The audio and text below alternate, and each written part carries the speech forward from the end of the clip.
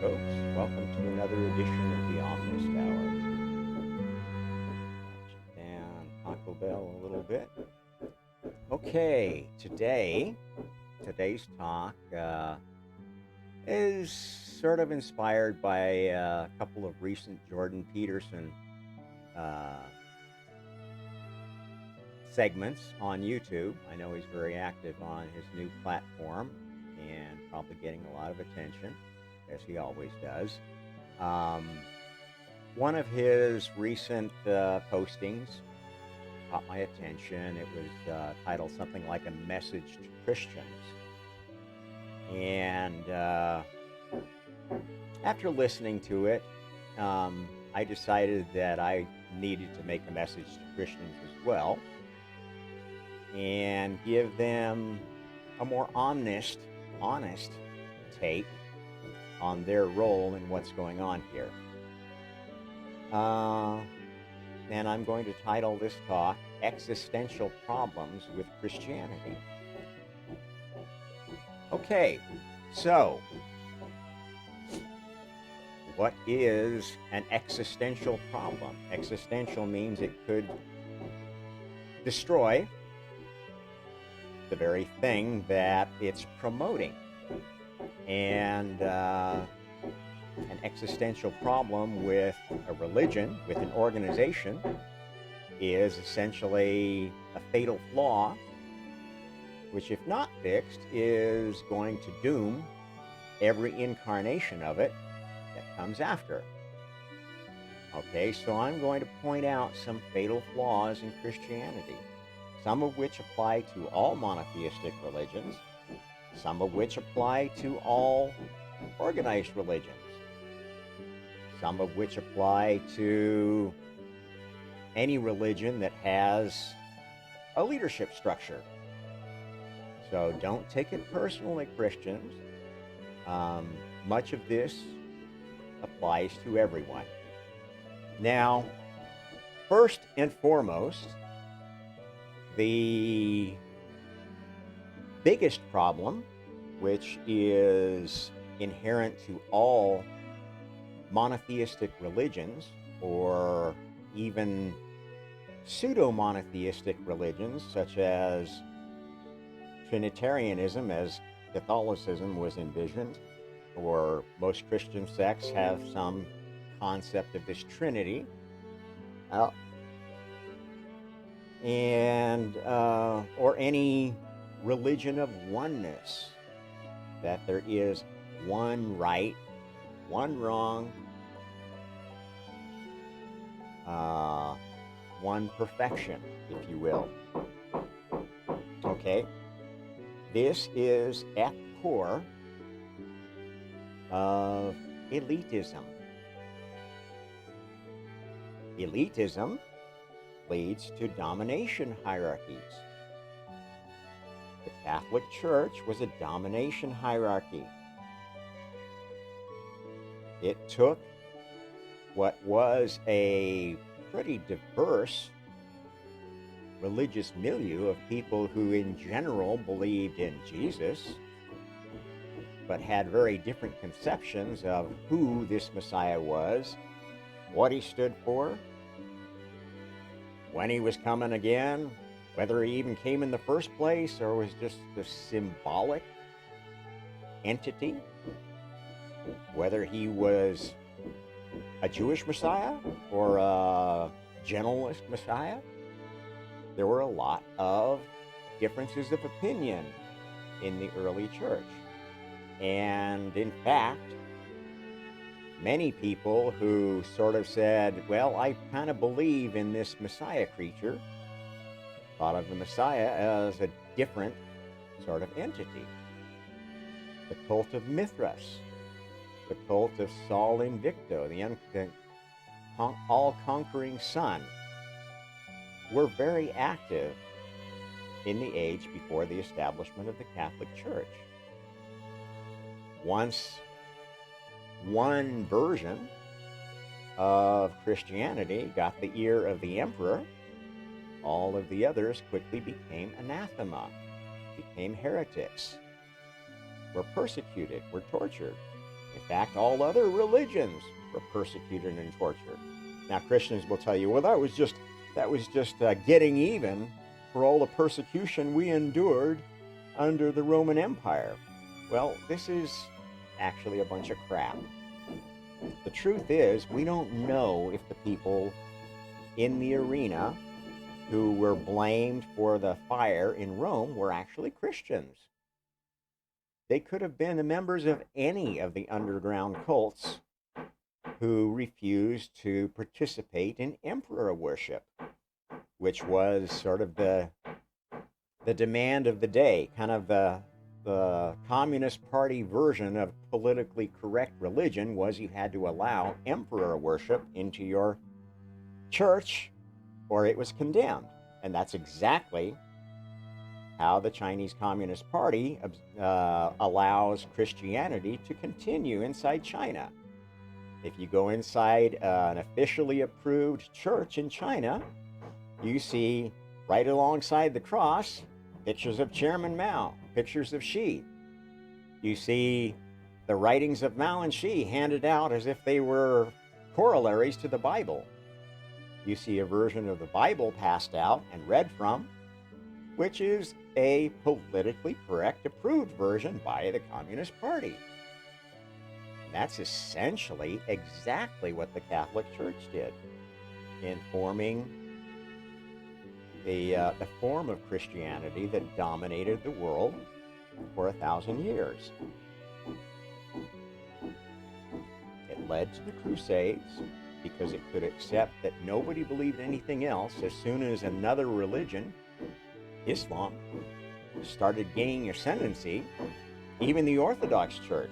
Yes, you're not aware that not all of the Crusades were fought against the Muslims.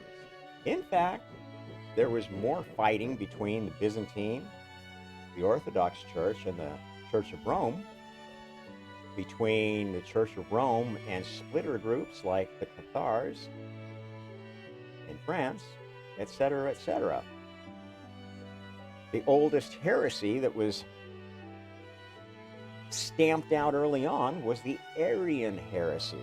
Many people don't know about that, but that was the doctrine that basically said, I think it was that Jesus is above God.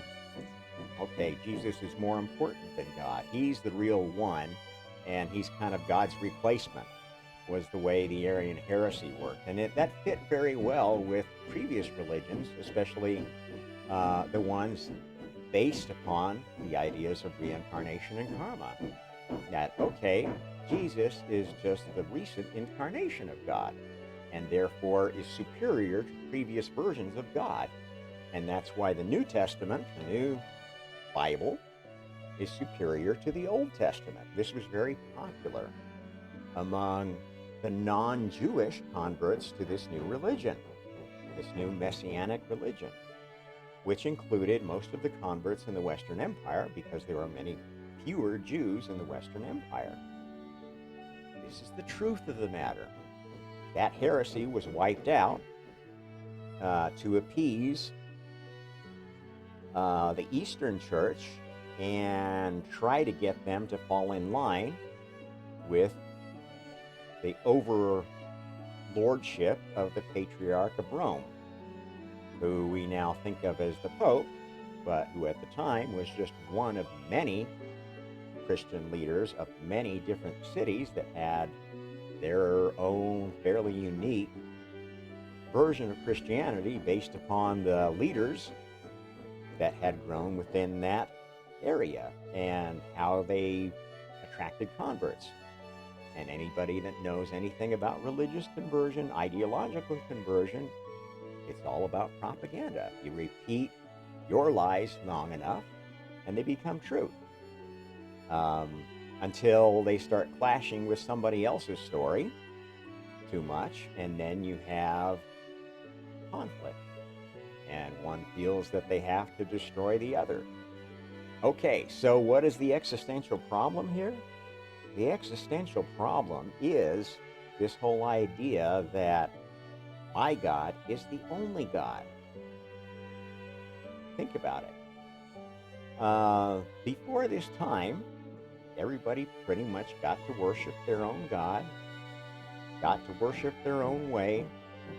The Roman Empire didn't much get in your way unless you refused to kowtow to the emperor worship and, put a statue of Augustus or whoever the current emperor was outside your temple or something like that. And yeah, that was a fairly small price to pay for religious freedom.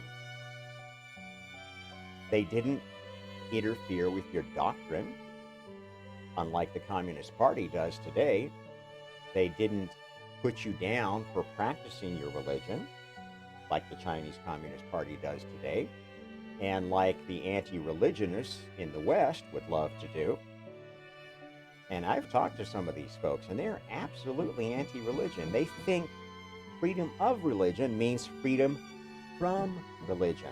They equate those two things, and this is the end state of atheist thinking. If you have no God, then anybody who has a God is your enemy. And that's just replacing God with anti-God, isn't it? And we all know, fundamentally, every religious person, every spiritual person knows that atheists are anti-God.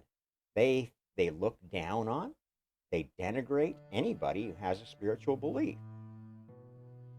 Now, there are some who are trying to create this sort of middle ground of a materialistic spirituality. Oh, God is the power of Tesla. How many people have you met that fall into that cult? Okay, it's all the same thing. So, Christians, I'm not dinging you for anything that any other religion hasn't done. And there's new religions forming that are doing the same stupid thing. Putting their belief system, their set of dogma above everybody else because they think it is better rooted in reality. Now, I can promise you that they're not. Okay, the Tesla cult rejects huge amounts of science because it's inconvenient to their beliefs. They are just as dogmatic as the Catholic Church of the Inquisition age, who burned scientists at the stake for saying that the earth was round, that the earth revolved around the sun. It's all happening again with a new face, and it's going to keep repeating like that as long as we keep clinging to some fundamental problems that all stem from fundamental problems in Christianity. Well, and before that, I mean, there were monotheists before Christians. There were the Jews who had their one God that they claimed was superior to all others. And in fact, if you read the original sources of the Bible, translated properly, you will see that most of Genesis is a discussion of a battle amongst gods for supremacy. And the idea that the best people, the chosen people, were the worshippers of Yah-El. El being a suffix that essentially meant God or the Shining One. Now, some people now are having cults of worship around, oh, well, these Elohim were not really gods. They were some advanced species that comes and checks on us once in a while and sets our course back and leaves us alone so we can develop peacefully. And eventually they'll come and we'll be advanced enough to join the Galactic Federation, kumbaya, kumbaya, and we don't need any God. Forget about who's the creator. We got it just great right now. And there are a lot of new cults springing up that kind of have that variety. There are even subcults within Christianity that are developing that sort of flavor. Okay? So, point one.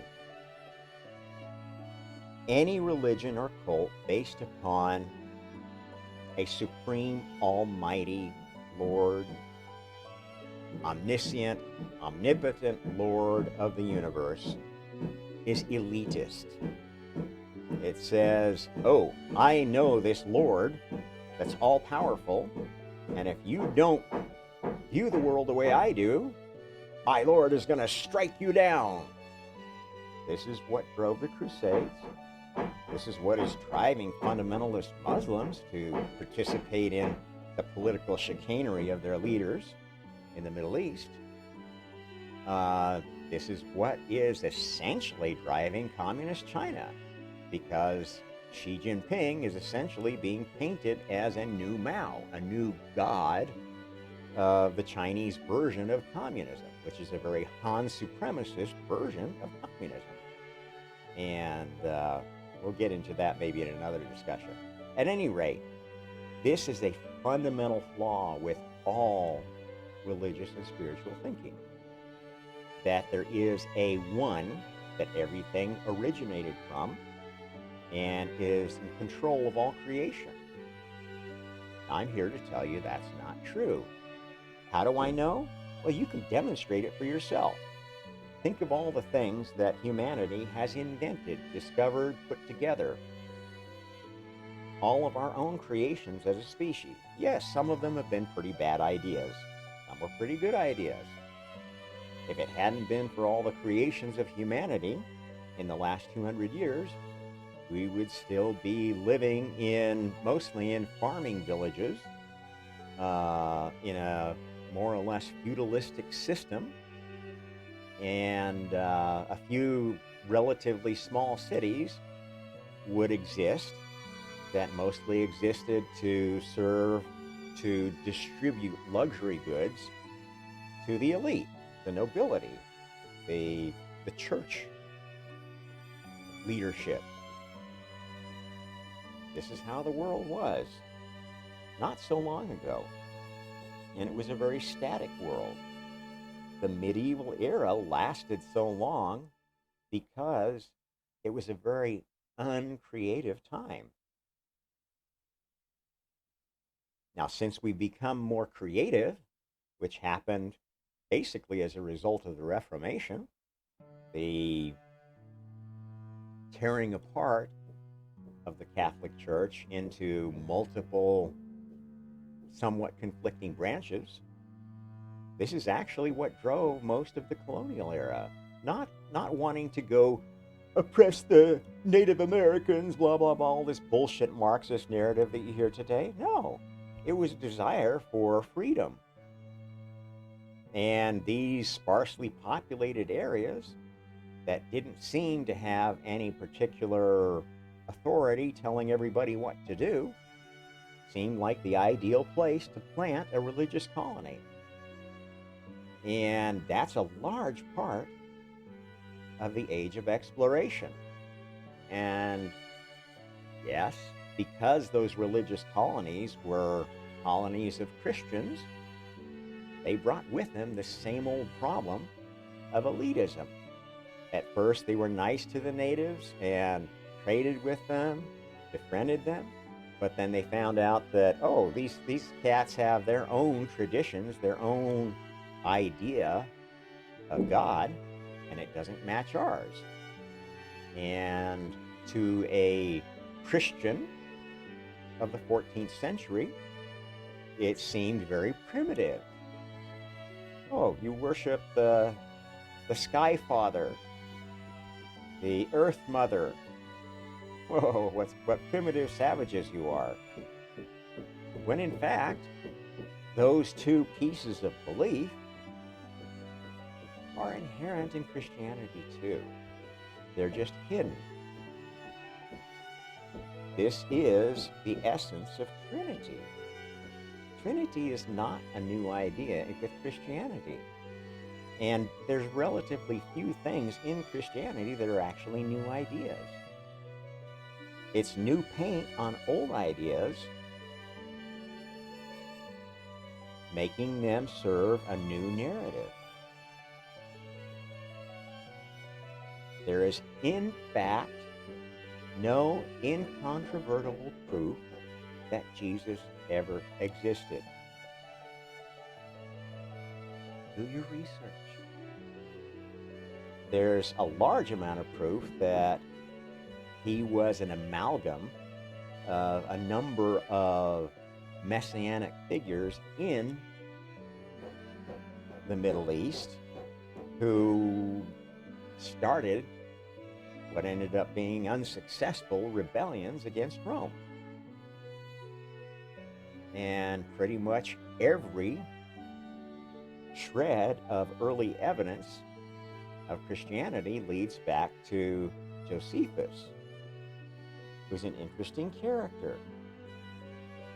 If you don't know who Josephus is, then you don't know much about your own religion, because you know what? The early versions of the Bible were distributed with the histories of Josephus, because that was considered even then the incontrovertible proof that Jesus was real, because Josephus mentions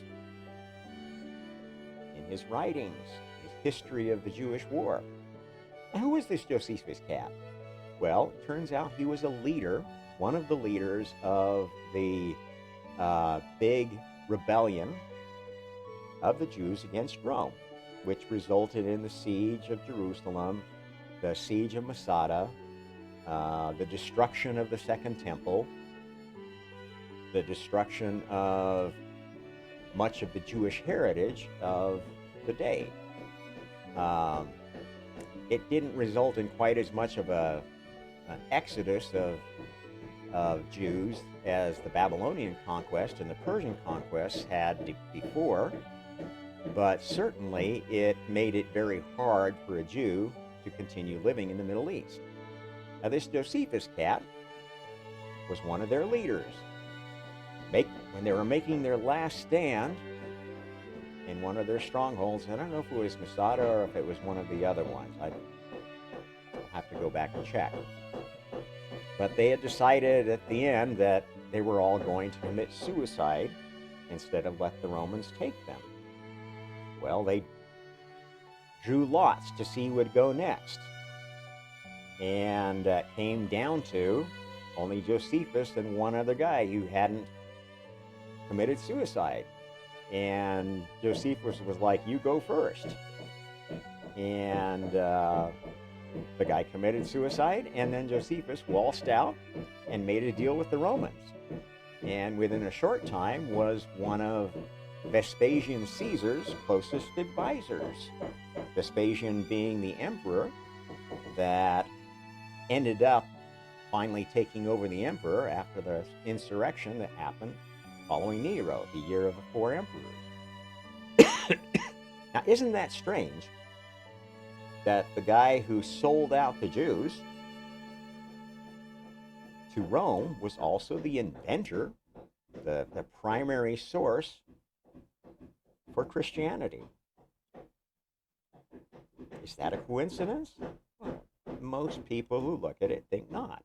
And if you look at the very good scholarly work of the fellow who wrote Caesar's Messiah, you'll see that there is much reason to believe that Christianity, in its form that we know, was actually an attempt to create a universal religion for the Roman Empire, which was to have been sort of a cult of the emperor being the latest incarnation of the Christ, or something like that, or whoever the priesthood of this new religion was.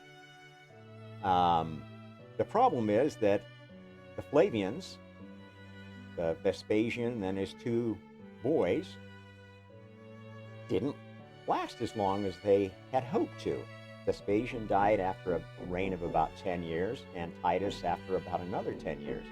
And the second son, Domitian, was pretty much a louse without the capability of his father or his brother, and was assassinated, and there was another period of turmoil before a new dynasty was established. Now, I put to you, Josephus was also interesting from the standpoint that he was very well connected among the top Jewish leader set. Okay?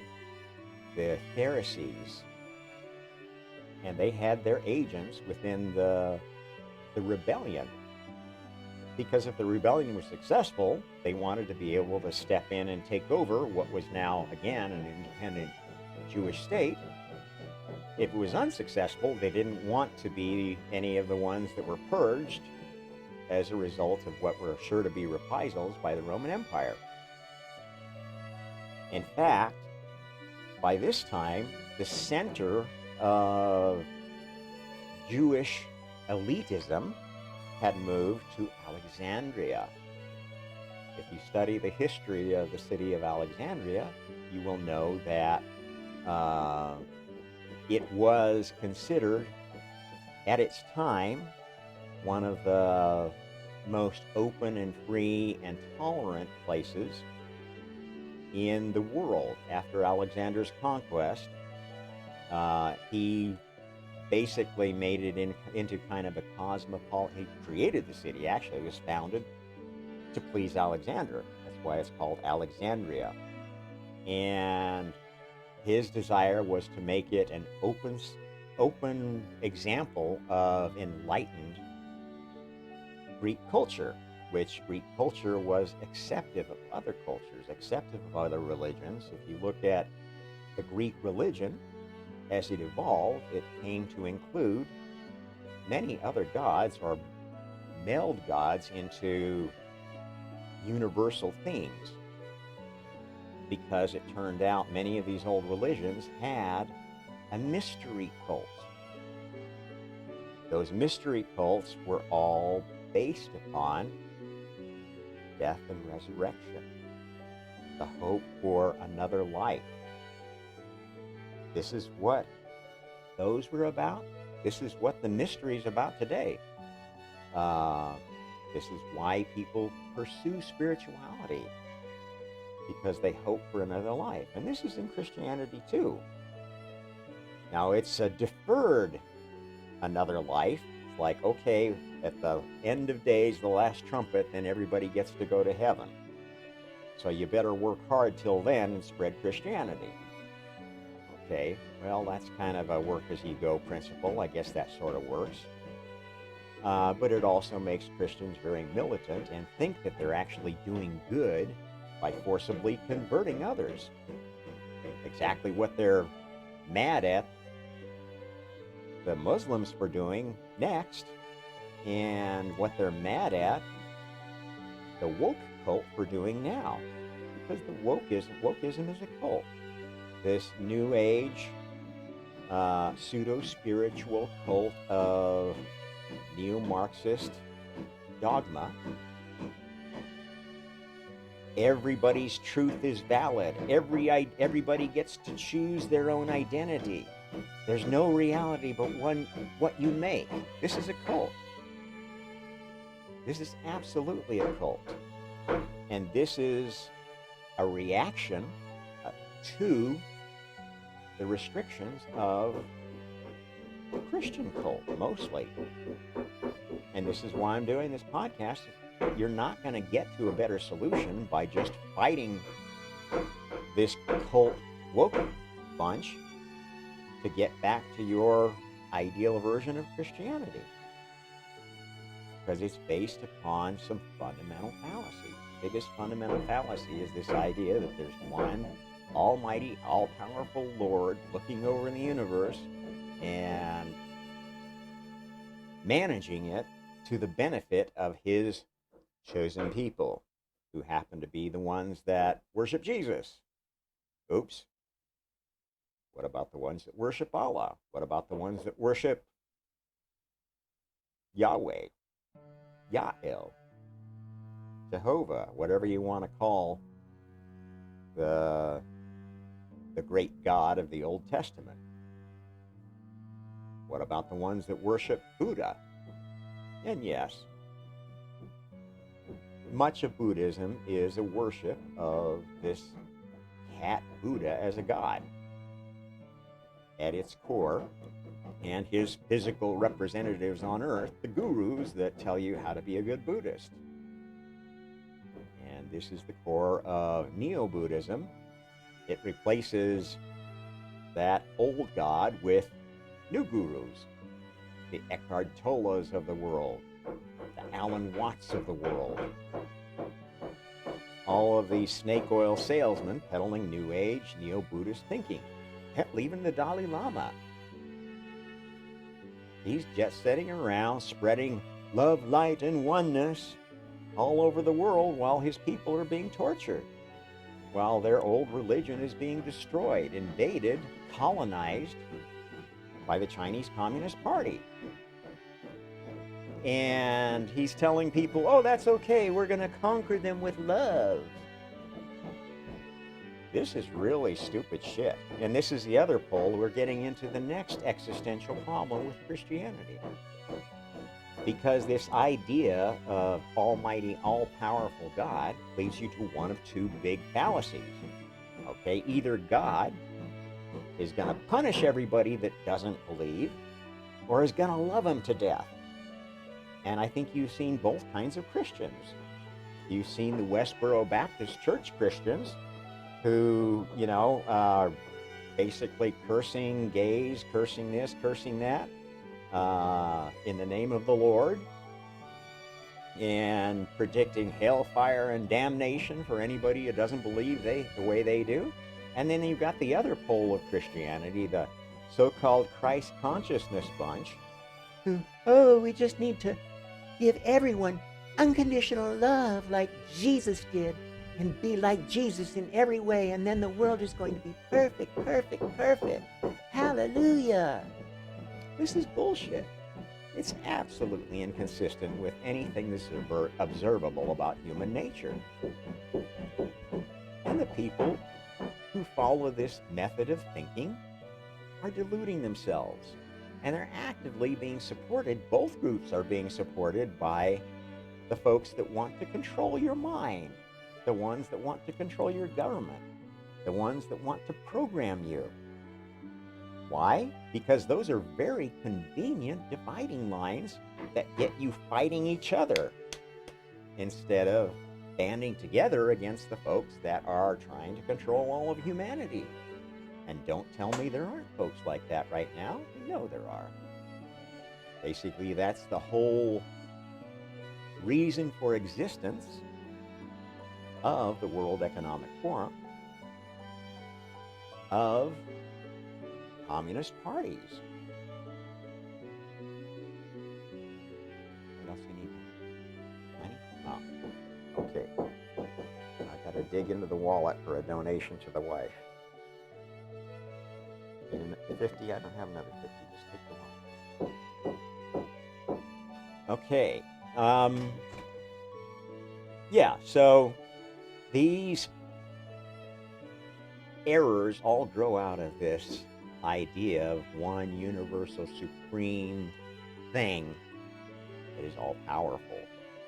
It doesn't matter whether you consider that thing to be a separate entity, God, or whether you think of it as, oh, well, God is everything. And there are many Christians that sort of have fallen into that camp of, well, really, God is everything, and Jesus is the manifestation of God that comes and possesses us and turns us into Christ beings if we accept it. I'm sure you've met Christians who think like that. This is delusional. It's dangerous because when it doesn't happen, and it won't, people will be disenchanted. And that's how the church fell apart in the first place. That's how postmodern thinking created an era where all of the so-called great thinkers, the Nietzsches, the whatever, were preaching God is dead. We can't support God anymore because it doesn't make any sense. Why? Because they had this stupid vision of God as an almighty, all-powerful micromanager, master force of the universe, when it was clear that creation was happening all around them through human thought, human ingenuity. And they thought, well, okay, if that happens on a small scale, it can happen on a large scale, and All that we really need to do is get as smart as whoever created us, and we can be part of the good old boys club of creation, ducking the question of how did it all start. Okay,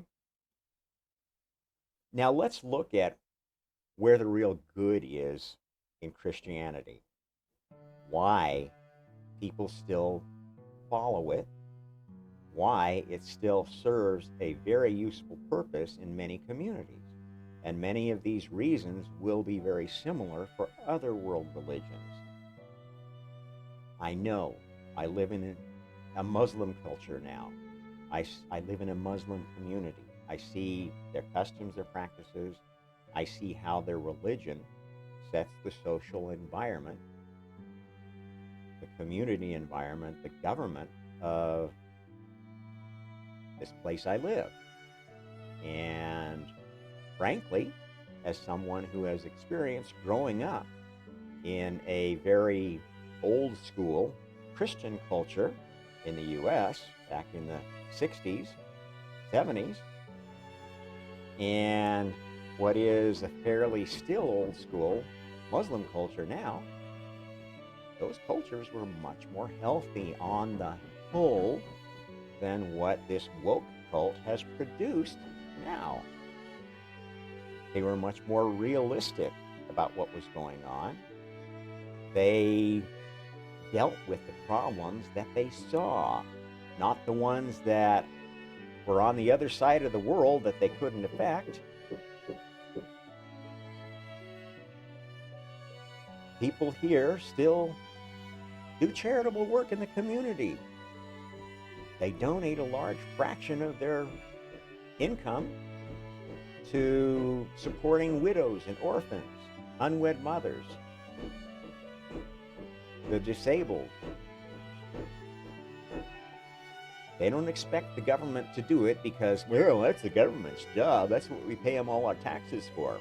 Or all their taxes, because I don't pay any taxes because I'm an entitled child who got free education, or at least they thought it was going to be free education before they signed on the dotted line of all their loans that they were never planning to repay.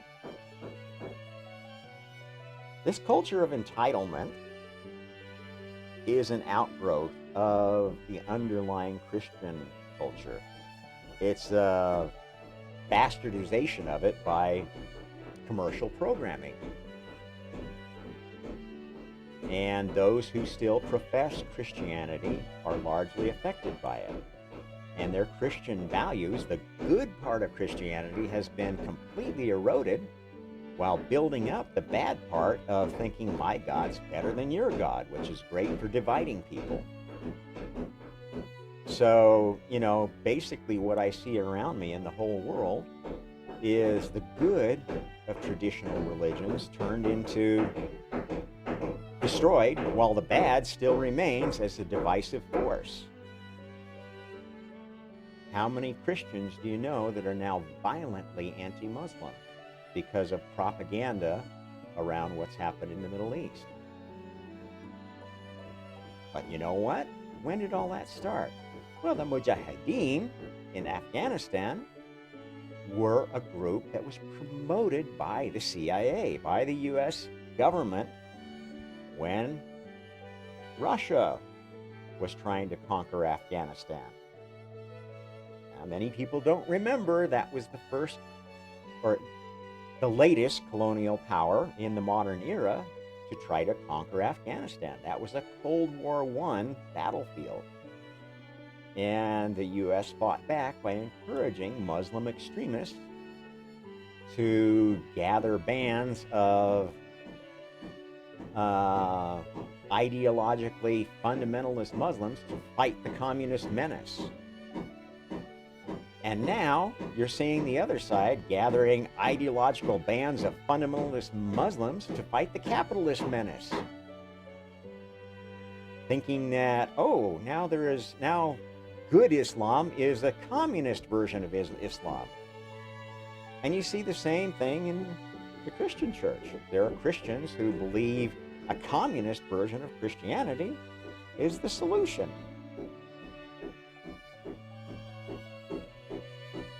I'm sorry, folks, you're just creating the same old problems over and over again, and now you're being manipulated one level higher than you were during the Catholic Church. How stupid is that?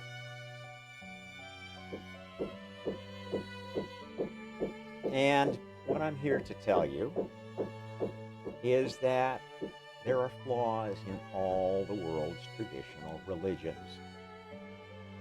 Why? Because all the world's traditional religions, no matter how inspired their prophet, no matter how blessed their Messiah was, they have been taken advantage of by people that had zero spiritual knowledge, spiritual awareness in their body. This is why I tell you what I tell you about how spiritual advancement works. Okay? Every religion has its stupidities. Spiritual enlightenment isn't a light switch. You don't get enlightened by going and meditating with a guru until you see the light. This is bullshit. This is Buddhist bullshit. Spiritual attainment comes through many, many incarnations. Reincarnation is real. Karma is real. How did they come to exist?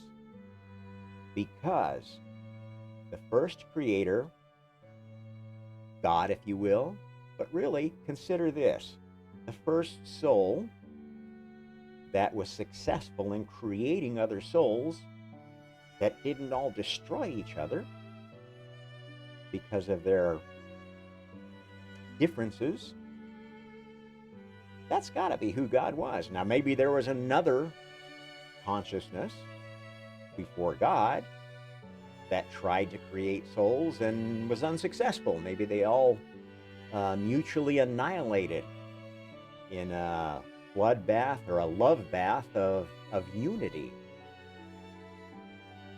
Okay? Because unity is a singularity. Okay? If you are one, you are essentially none. Oneness is essentially identical to noneness. You have to have, for any creation to happen, you've got to have polar opposites in balance. This is what the essence of the Taoist principle is. Now, that doesn't mean there isn't any evil. And the dark side definitely is evil. And that's what creation is all about. Okay, before creation started, before there was any physical universe, before there were any human beings, before there was anything like that, souls were little pieces of consciousness, essentially an AI, a free AI with some basic knowledge given to them by whatever AI created them, their father. And given what we know about how we are born, how we create, how we develop, it's pretty clear that that knowledge started pretty basic. It started with basically an understanding of free will and free thought. That I don't know much, but by exploring the world around me, I can learn. And if I can find a good teacher, maybe I can learn faster. And the first creator, the Father, notice that this is a very important point for Christians, that most of the time, Jesus refers to God as his Father, not Lord, not Master. In fact, it's only when he's ready to die and he's given up on his ministry that he says, "My God, why hast thou forsaken me?" Okay? That depersonalization is very telling, I think, because it basically says that at that point he was falling more in line with the God of the Old Testament, this authoritarian bastard who would destroy his own favorite for no reason at all, who would make his favorite go to the brink of killing their own child, just for kicks and grins, I guess. There's a lot of that bullshit in the Old Testament that really can't be explained in the context of a sane and loving creator.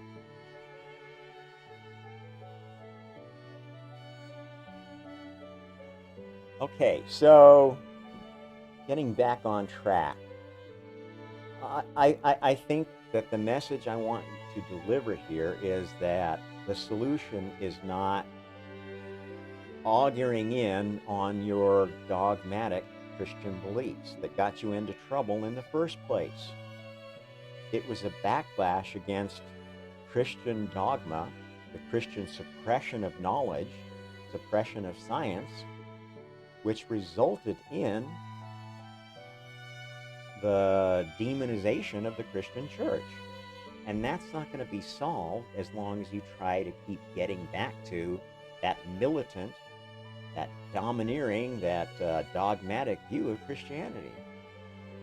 Now, through my ministry, what I try to teach is adding an Omnist component to your religion. Okay, what does that mean? Well, the most fundamental thing is that you've got to change your view of the first creator. You've got to change your view of how the multiverse, I call it multiverse because there is more than one universe. We can't see it, doesn't mean it's not there. In fact, I can tell you that all creation started with a universe pair. One that sort of represented the creative impetus of the first creator, God, based upon free will and free choice and individual merit. And the earliest version of karma, which was essentially the honor system, and one which was based upon sort of the antithesis of that, which was an authoritarian, micromanaging master of a universe. And that was the other universe, the one of negative matter that we don't see, but which we've been joined at the hip to since the beginning of creation. And since then, as all of creation was brought into being, pretty much like scientists envision it was. You know, the first thing that came into being was hydrogen. Where did hydrogen come from? I don't know. Somebody invented it. Somebody decided there needed to be clouds of this stuff that could condense into stars. Well, why? Because physical reality is essentially a game. It's an evolving game. An evolving game of co-creation. All the souls that used to spend their time thinking up ideas and arguing over whose idea was better up in heaven now get to have this game that they can play in to go defend their ideas. And that's exactly how creation started. Universe, anti-universe, idea, antithesis. Okay, let's let these ideas play out. Let's let other souls play on either side with their own ideas and flesh this whole thing out. That's how everything came into being from nothing. That's how the multiverse came into being, because once things were fleshed out enough, once these new creators working within new versions of the laws, which were becoming the laws of physics, the laws of reincarnation and karma, started getting to the point where they were good enough to play the game, to be able to be entrusted with their own universe. Okay, and maybe getting in the way of this big experiment of all of creation, well, okay, we're going to give you your own universe to play with for a while because you've been mucking up with things too much. You're just too unruly a child. You can have your own universe to play in, and you can be a god too, a god incarnate. And this is essentially where all of the other gods that we talk about in our legends, in our history, come from. They are not the first creator. Humanity has very little experience of the first creator, very little knowledge of the first creator.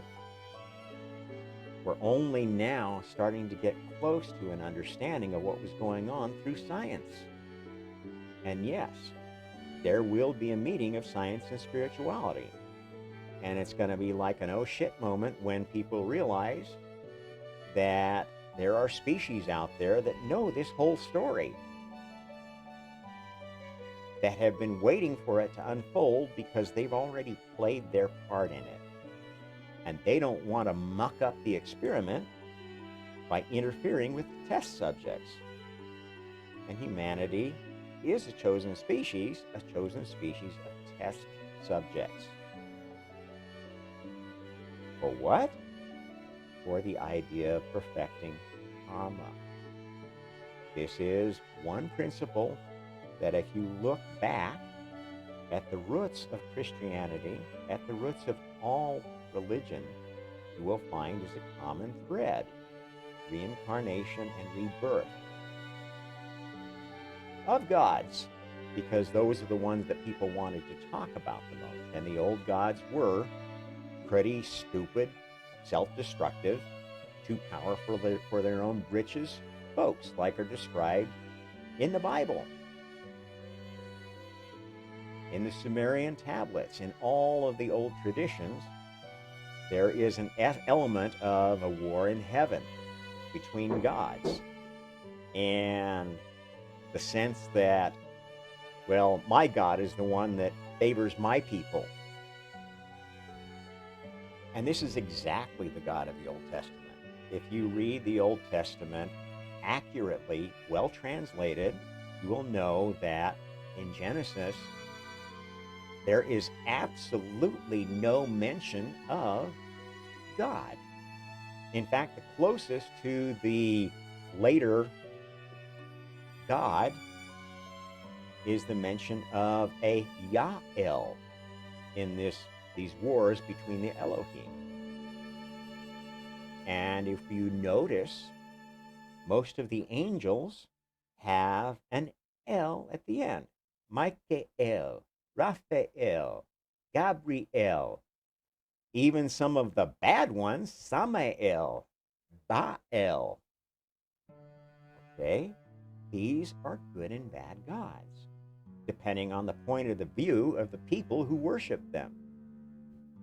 Now, there were people that thought Baal was the best one, and those were the people of the coast, the Phoenicians, actually, who were considered the mortal enemies of the early Jews, constantly at war. This is the truth of the matter. This is the historicity of the matter that archaeologists are absolutely finding evidence of now. Those who are exploring the past are finding out that there is much, much truth embedded in the Bible. There is much, much truth embedded in the Sumerian tablets. There is much, much truth embedded in the historical traditions of Greece.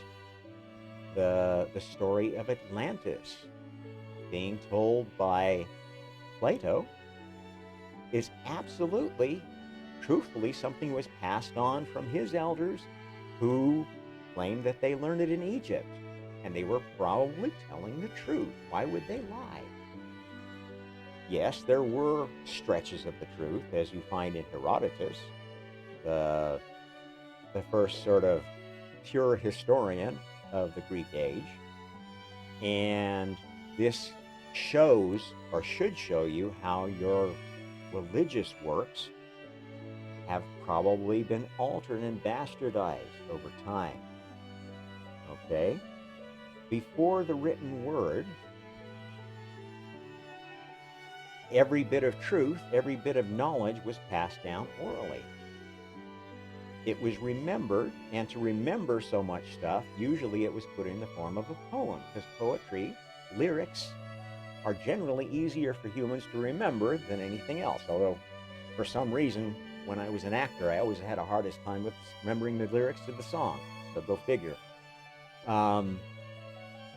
That's how knowledge was passed down until writing was developed, redeveloped, etc., etc. It's not clear that the advent of writing after the last ice age was the first invention of it, or that maybe there weren't better ways of recording information before then that didn't require writing. In fact, there is much evidence that there are civilizations that go back at least 10, 20,000 years before the last ice age. And there are many, many pieces of evidence that show that many structures, especially the Great Pyramids and the Sphinx, are much, much older than Egyptologists have given them credit for. Could not possibly have been built by the technology level that existed within the dynastic period. There are places all over the world where the deepest structures have the most intricate and complex and massive designs.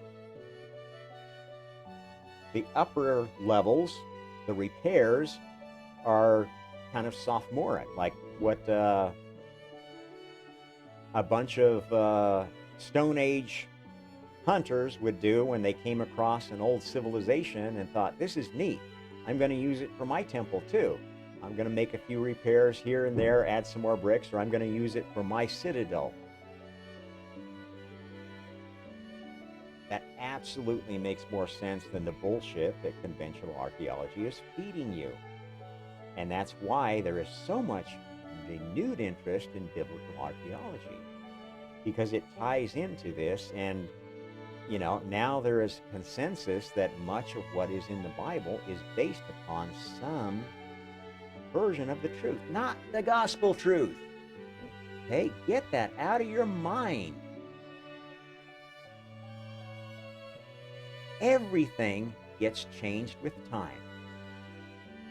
Why do you think the Torah codes were put in the Bible?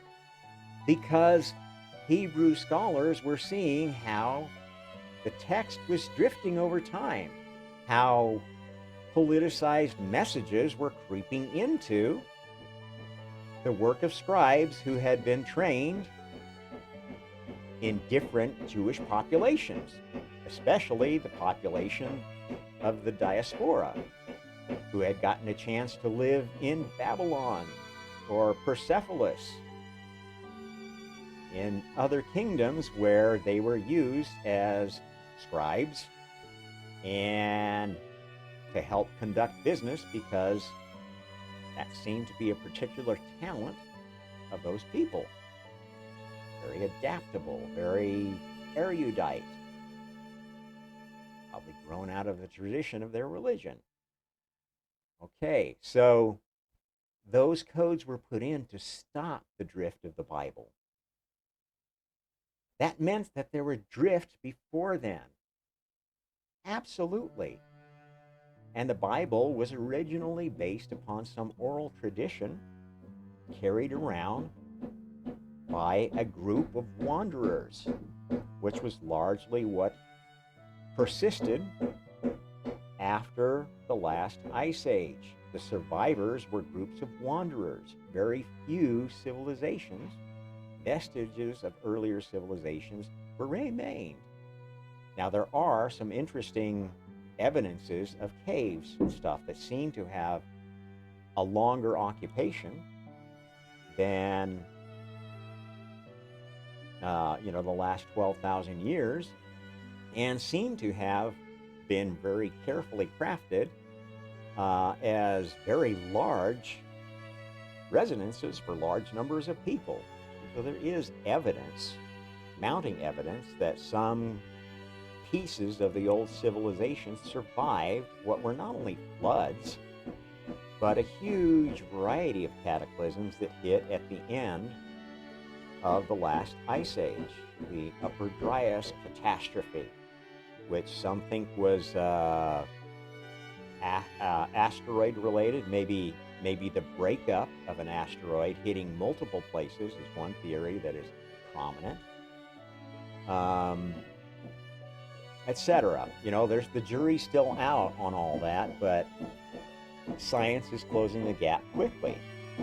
And what used to be conspiracy theory 10, 20 years ago in the academic world is now becoming accepted fact.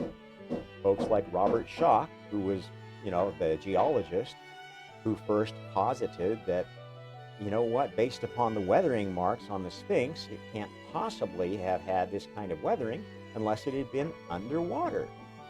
And the last time, or in, you know, basically a climate of heavy rainfall. And the last time that could possibly have happened was before the end of the last ice age. And, you know, he's the one who first committed the great sin of saying that the pyramids were older than the dynastic era, and is still getting beat up for it by Egyptologists and mainstream archaeologists who don't like how that fits in their worldview. Other areas that are really giving information that are going to give a whole new spin on things and you need to pay attention to is DNA analysis. We're getting better and better at analyzing the DNA of early man. And it's coming up with some very interesting things, some of which corroborates pieces of the Bible and others of which don't. The research into the human genome is discovering many truths that add or subtract to a creationist view of the origin of our species and other species. In fact, if you look at the latest studies on, okay, let's drop back and look at DNA as a code, which is exactly what it is. It is a code. It's a programming language, a 4-bit programming language for documenting the pattern of life. Only an intelligent species, an intelligent being, could develop a programming language. It didn't develop by random chance. Materialist scientists are absolute fools for even thinking so. And they are just as dogmatic as the literalist biblical Christians. And this dogma doesn't serve anybody.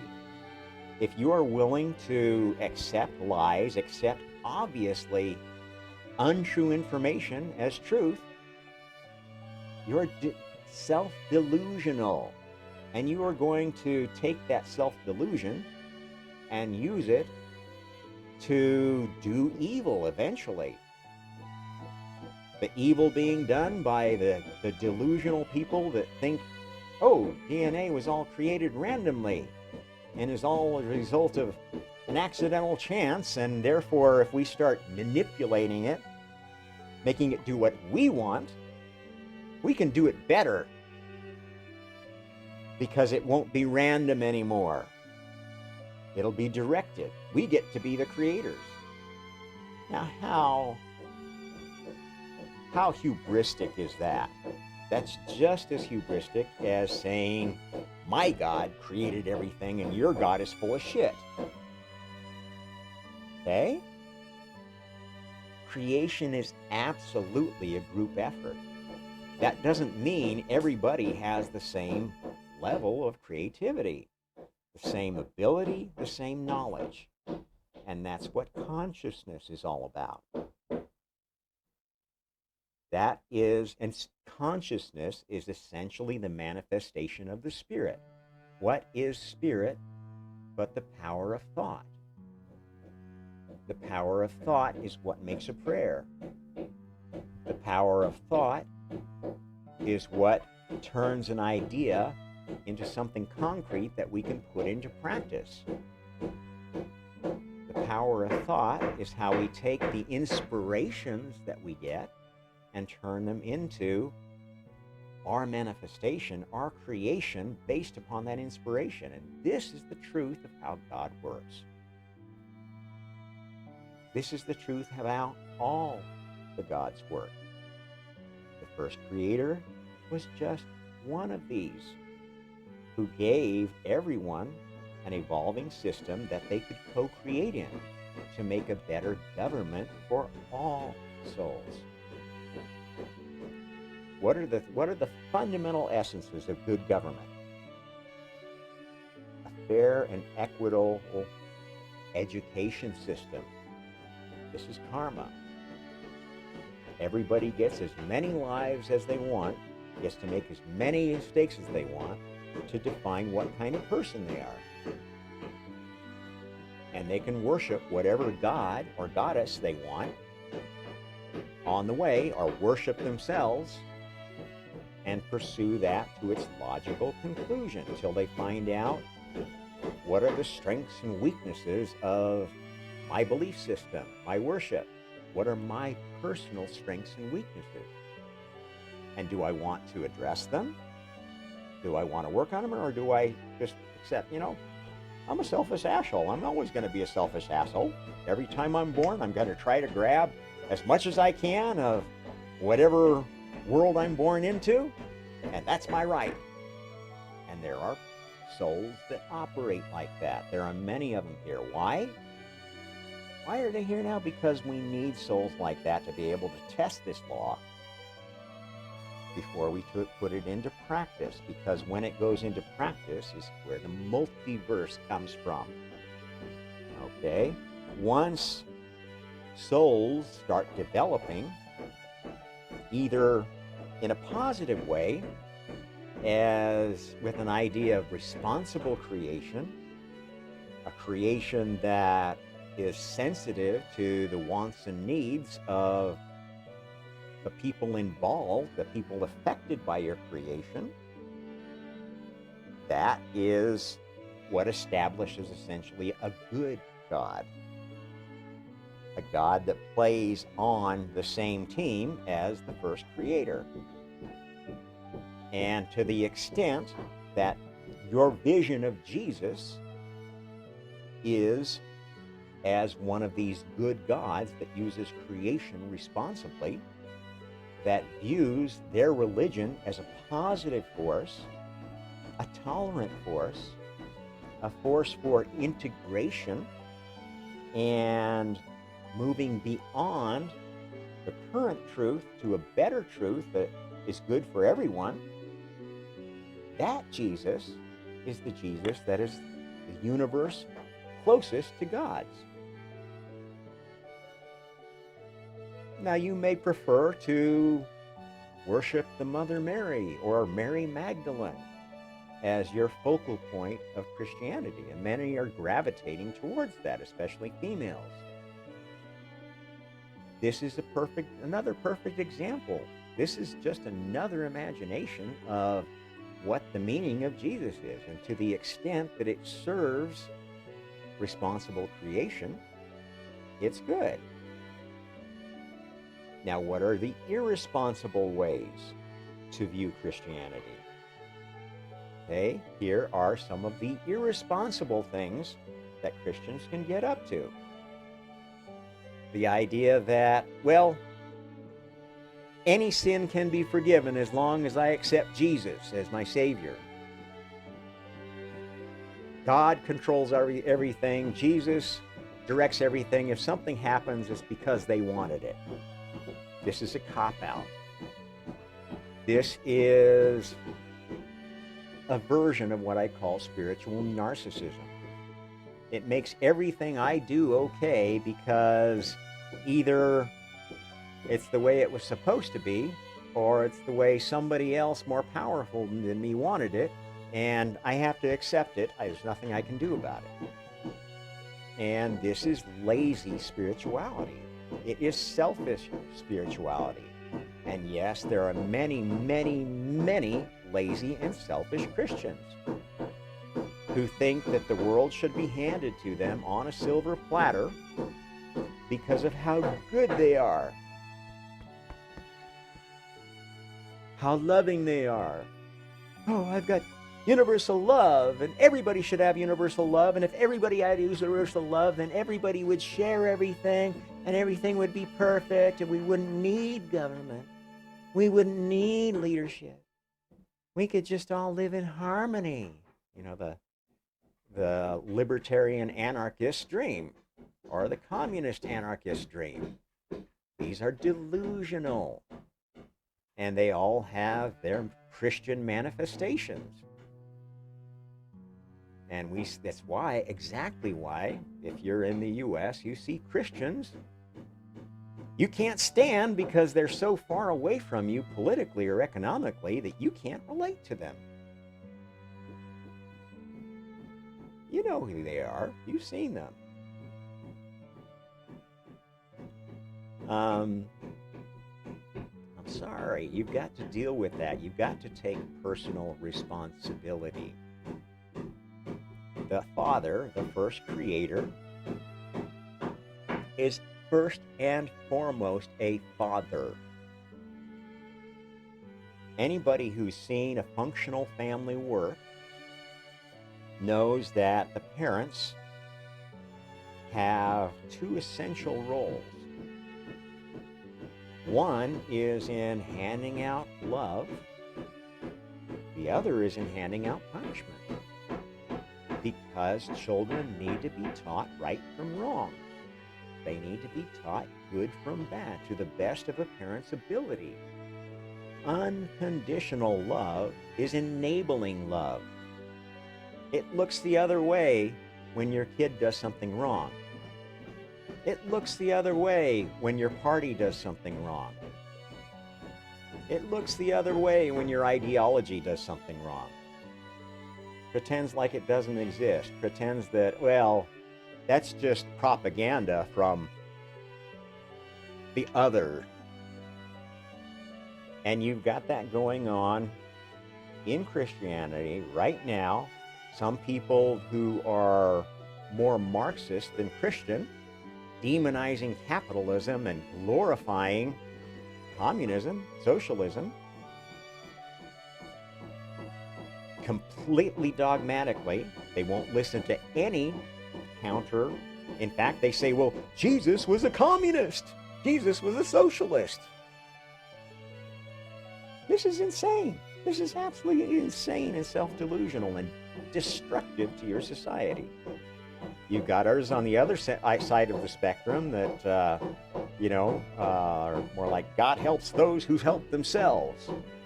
Well, if God loved them, he wouldn't have them living in a slum. He wouldn't have their children fatherless. And they're very easy to blame everything on the individual for choices. And they reject the idea that anything could be systematic or societal. And that's just as bad. That's not how you're going to solve any problem, by dividing yourselves into these groups. And the divisions within Christianity are absolutely the foreshadowing of the divisions we face now. They are the cause of all the new divisions. And until Christianity morphs itself into being more what the real God would have in mind for a chosen people, they're just going to be another of the, actually many of the factions fighting over the corpse of humanity as we basically consume ourselves. And this is something that many believe is going to happen. This is why there is so much energy behind Eastern religious philosophy. Because the Eastern idea is that, oh, well, all this is cyclical. And all we've got to do is let the snake eat its own tail. And then out of that will burst the phoenix of a new golden age, led by women. Oh, if women ran everything, everything would be so perfect. This is how many, many people are being encouraged to think these days.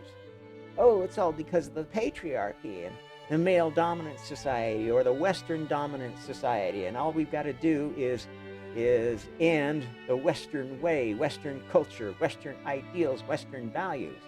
Let me tell you, I lived in China, communist China, for over 6 years. I live in Indonesia now, a Muslim majority country. I have seen and worked very closely with folks that live in India and know a lot about that culture. In fact, I have very close exposure to all of Eastern culture and all of the offshoots of Eastern religion, whether it be Hinduism, Buddhism, Taoism, Confucianism. Okay, and this new Neo-Buddhism, which is an outgrowth of Eastern thought creeping into the West.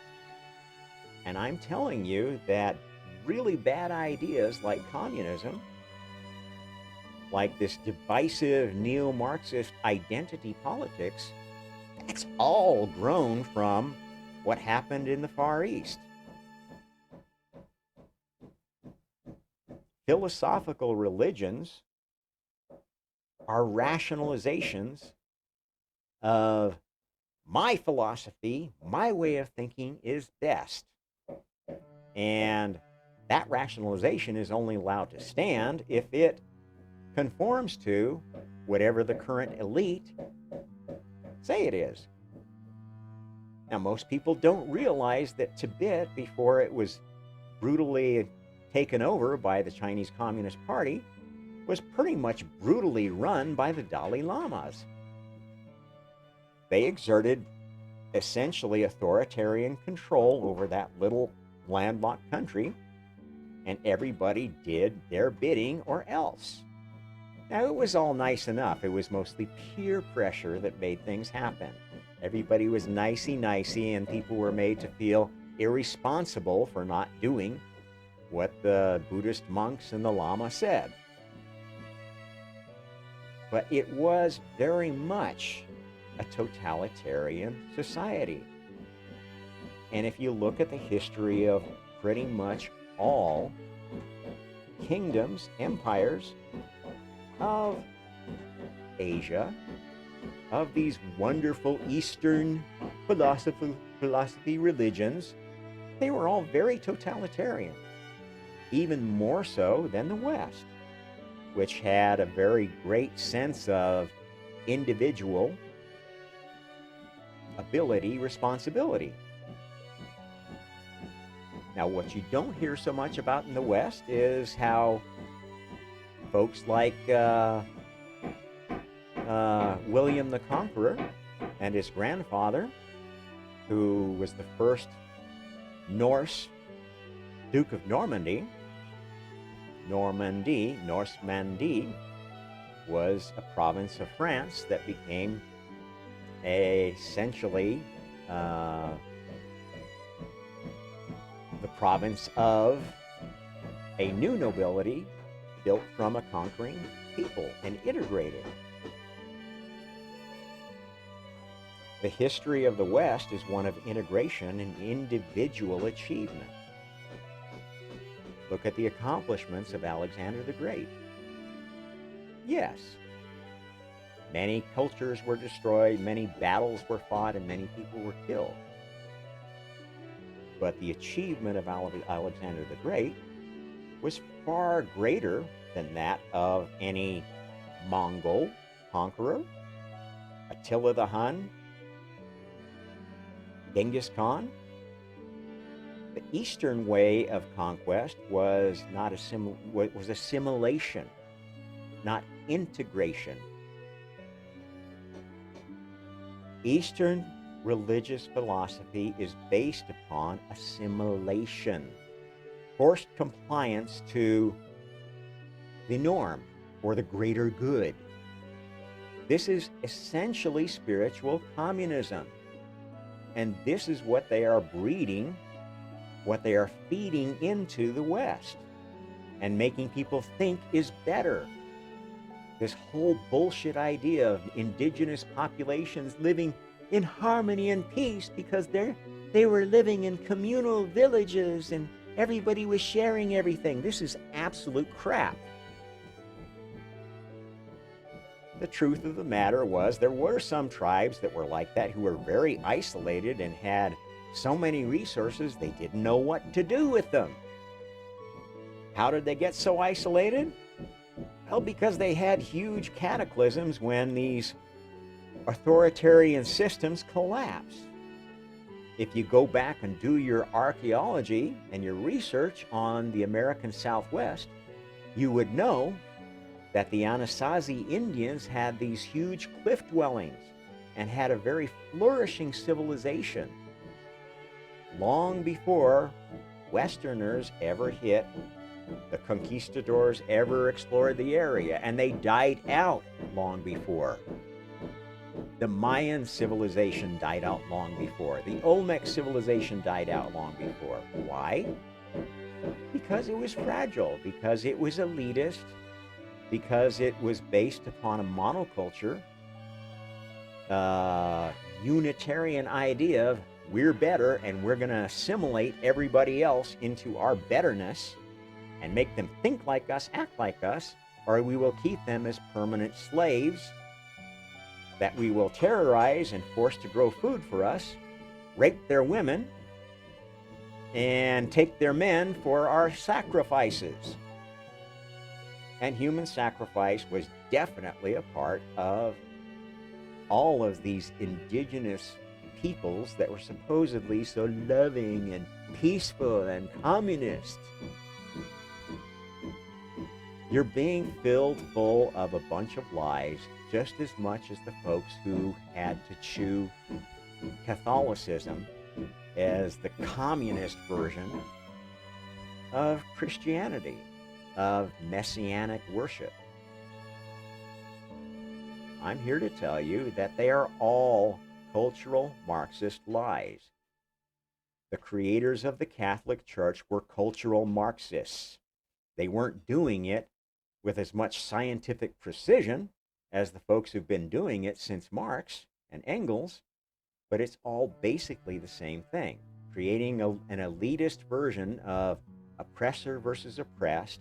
Either you're the oppressed minority that should be the elite, or you're the elite majority who deserves to oppress others because you're entitled to. This is the dark side of humanity, the dark side of human nature. This is what we turn religion into when we forget where it all comes from, when we forget the teachings of the real prophets, the teachings of those who really have had contact with God, the first God, who are aware of all the pretenders who've come since. And one of the best stories from the Bible, but the least understood, is the 7-day creation.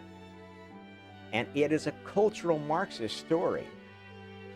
The idea that 7 is perfection is absolutely a propaganda narrative.